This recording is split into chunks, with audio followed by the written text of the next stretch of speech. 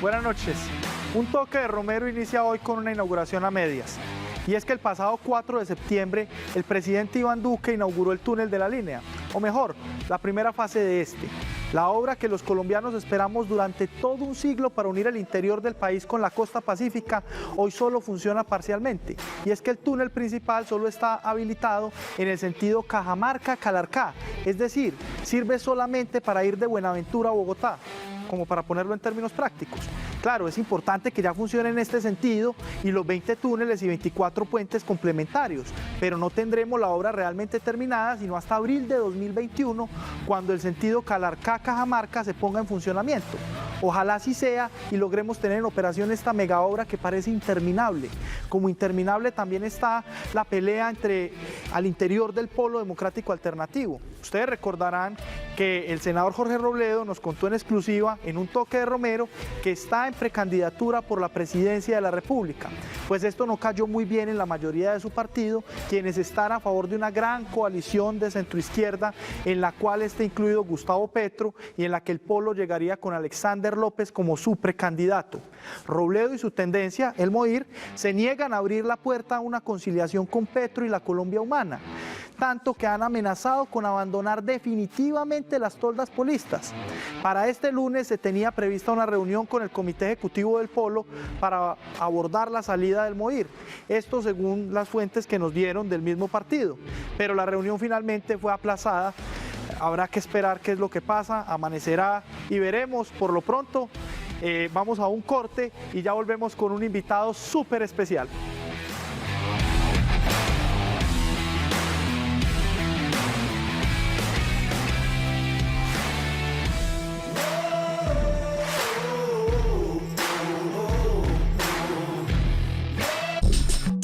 Estás viendo Un Toque de Romero.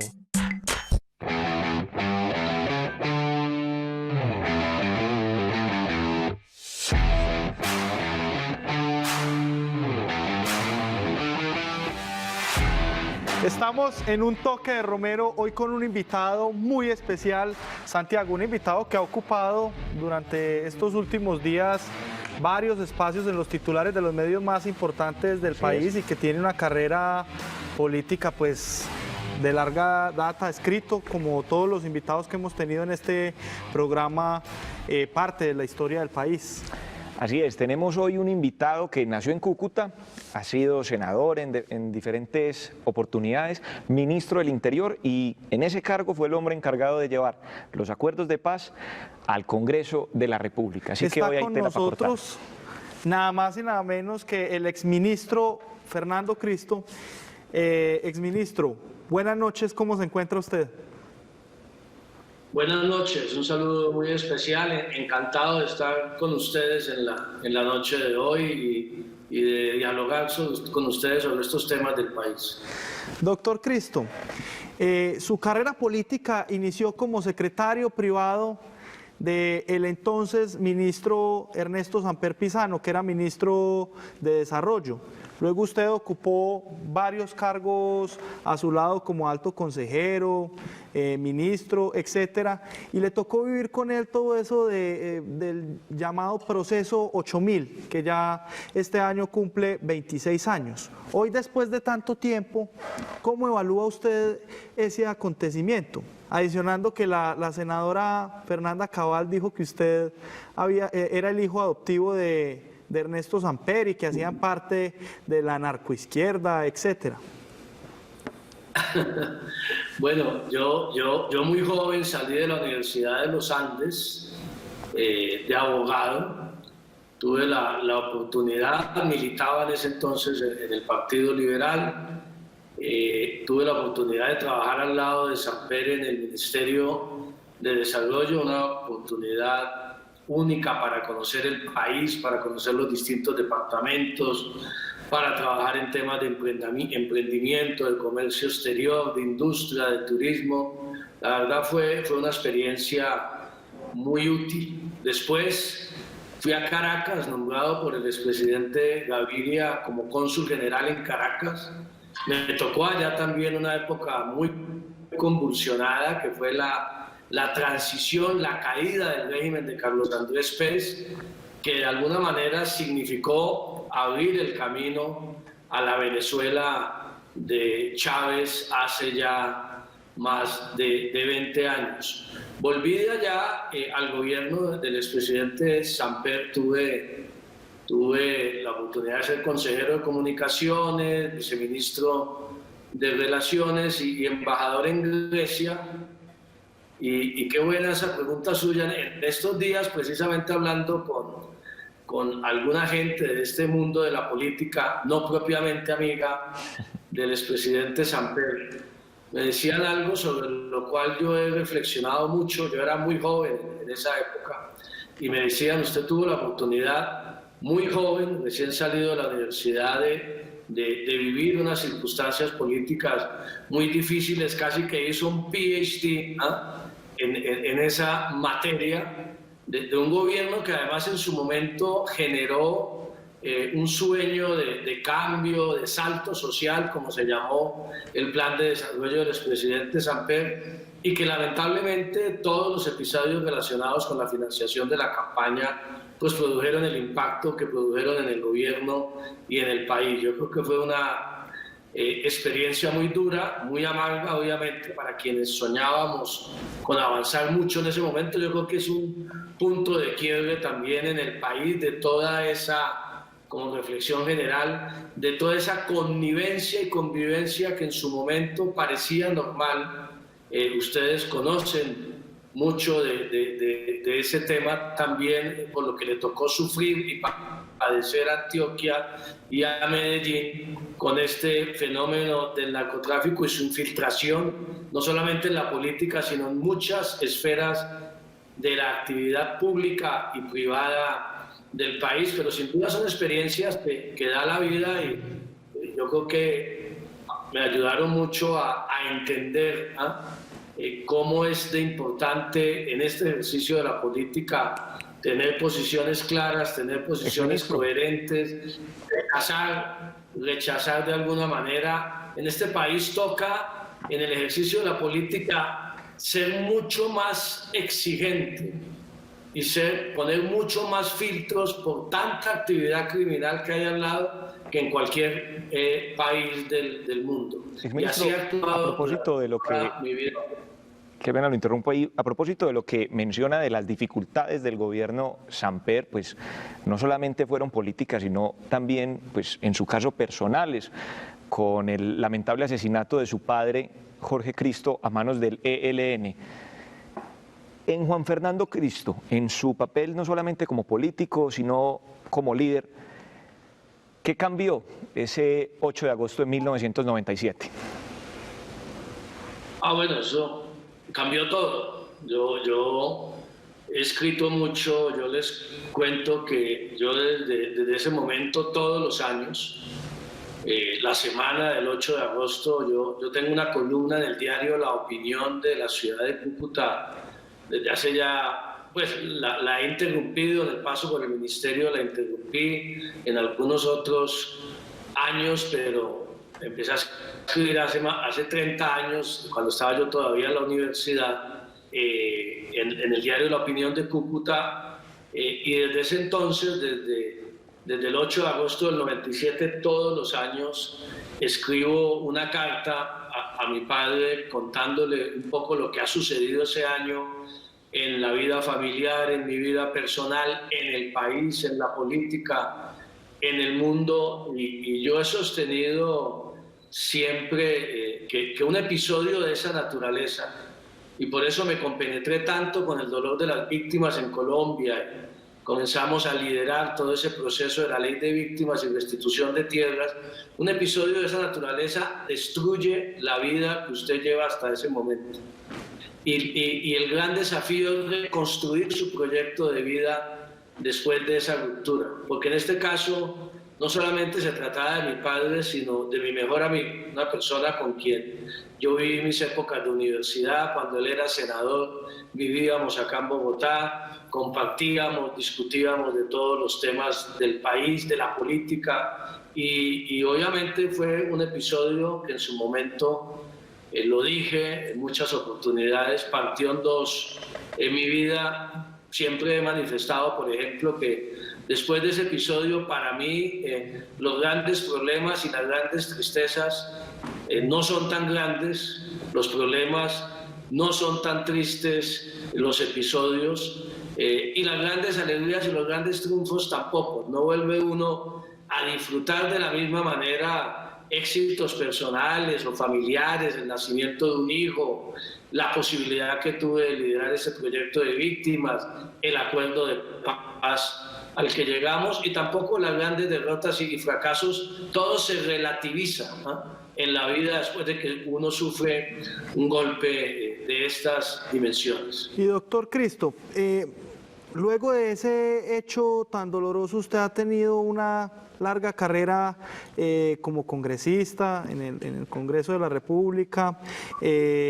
También fue un ministro muy importante del gobierno de Juan Manuel Santos, fue ministro del Interior, además quien tuvo a cargo de pasar por el Congreso los temas relacionados con el proceso de paz. ¿Cómo ve usted ahora este tema del proceso de paz? ¿Cree que Colombia va a lograr una paz larga y duradera, o el gobierno Duque sí la pudo volver trizas? Yo tengo dos grandes... Yo desde que llegué al Senado en el 98, después de la muerte de mi padre, estuve 12 años en la bancada del Partido Liberal en oposición a los gobiernos de entonces, al gobierno del expresidente Pastrana y a los 8 años del gobierno del expresidente Uribe. Y después, como senador de la República y presidente del Congreso, tuve la oportunidad de acompañar al gobierno del presidente Santos del 2010 al 2014 desde el Senado, y después en el Ministerio del Interior y en las negociaciones de paz, tanto con el Ejército de Liberación Nacional, que fue la guerrilla que asesinó a mi padre ese 8 de agosto del 97. Y les cuento que en esa vida pública he tenido dos grandes satisfacciones.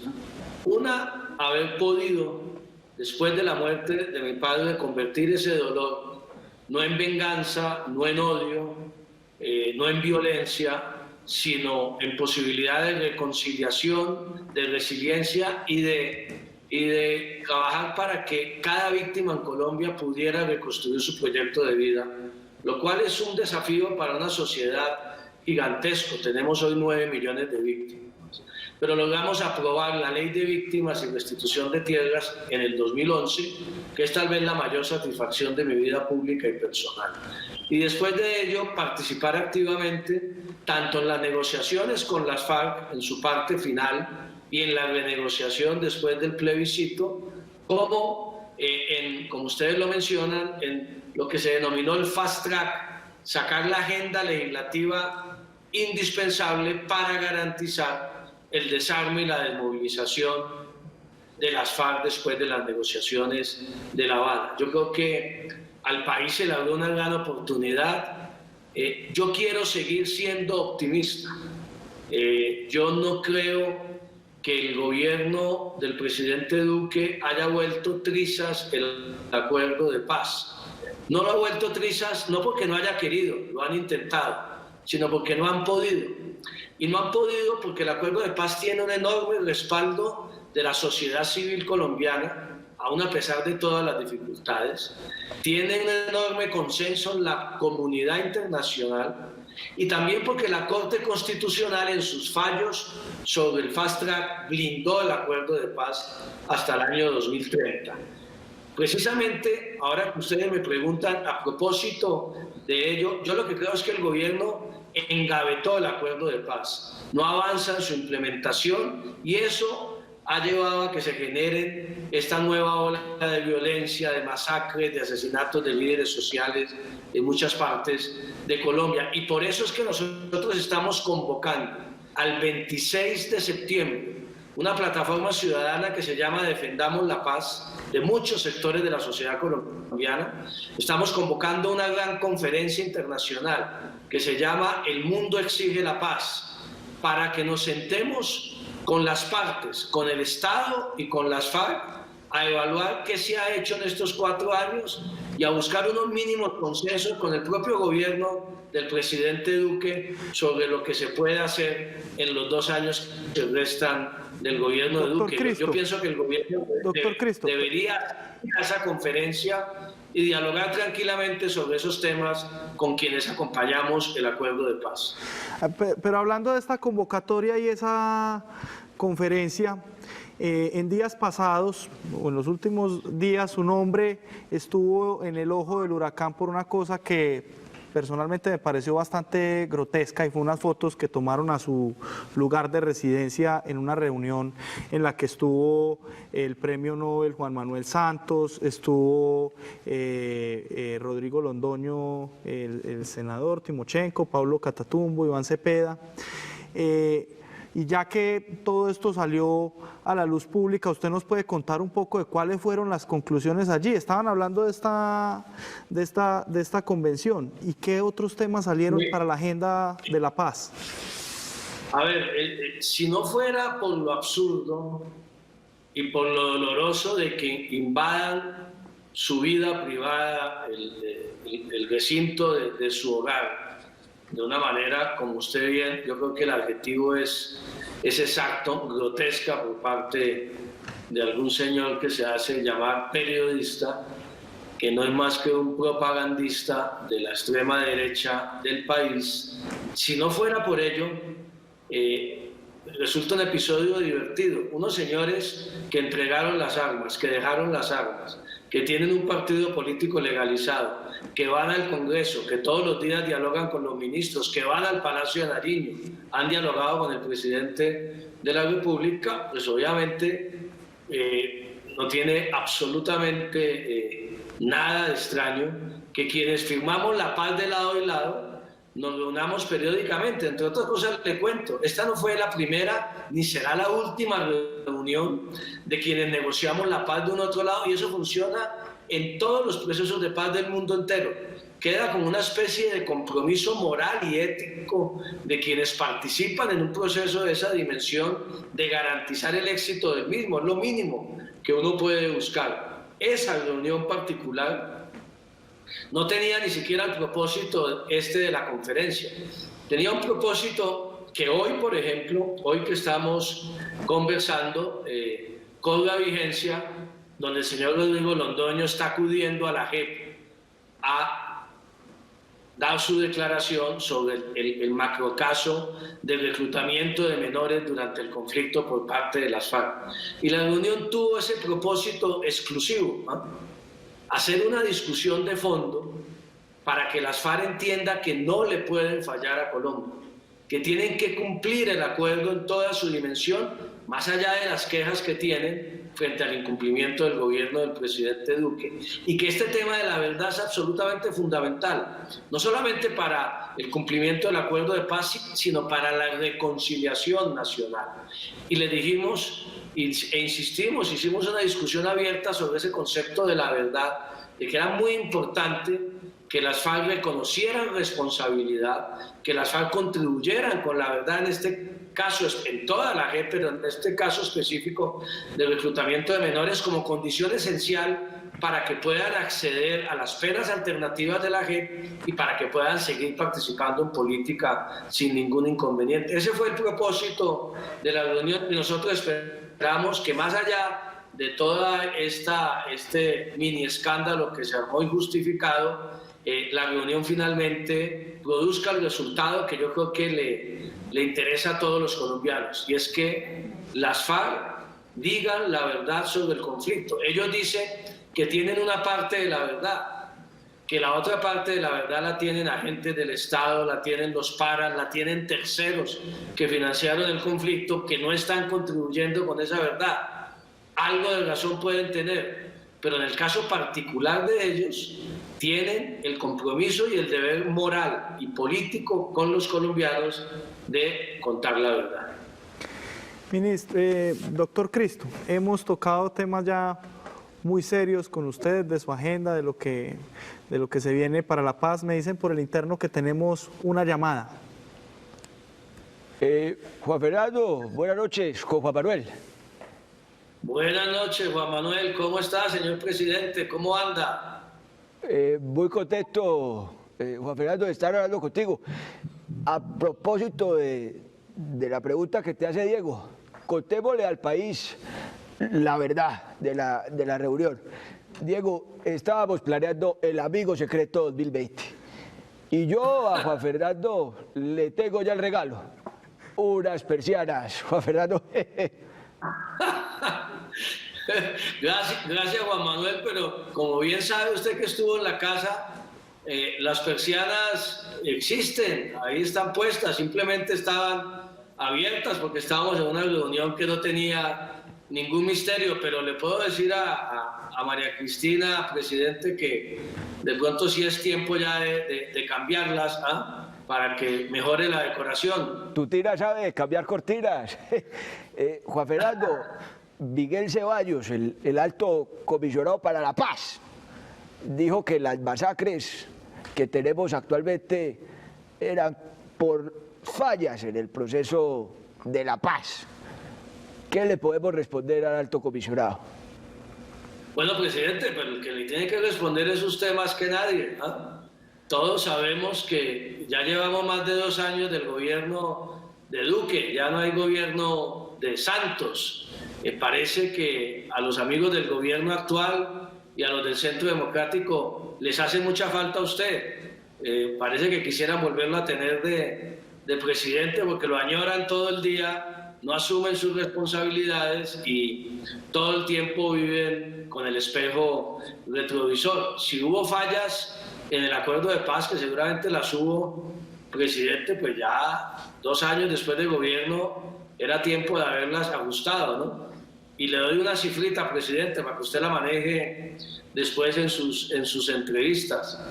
Cuando terminó su gobierno, el 7 de agosto del 2018, solo 54 o 55 municipios del país tenían presencia de las disidencias de las FARC.